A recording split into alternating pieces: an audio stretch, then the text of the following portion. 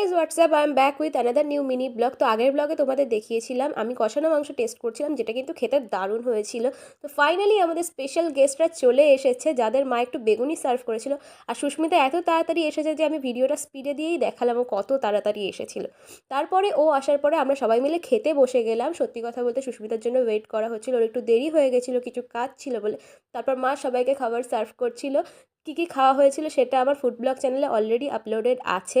ওরা কিন্তু এখন আমার এই ক্যাপচার করার বিষয়টাতে ওয়েল থ্রু হয়ে গেছে, কারণ জানে যে আমি সবটাই আমি ব্লগে ছাড়বো, ব্লগে দেবো, তাই এগুলোতে ওদের আর প্রবলেম হয় না। বাট আমি ভিডিও করতে করতে দীপান্বিতা আবার খেতে খেতে বেসম খাচ্ছিল, আর ইনি তো জল খাচ্ছে, জল খেয়েই পেট ভরিয়েছিল। তারপরে আমি একটু সবাইকে আইসক্রিম সার্ভ করে দিলাম।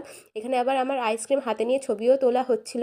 তারপর এরা দেখতেই পাচ্ছ কম্বলের মধ্যে ঢুকে গেছে। আমরাও একটু রেস্ট নিয়ে বিকেলে এক স্পেশাল জায়গায় গেছিলাম, সেটার জন্য পার্ট 3 আসছে। Stay tune for more.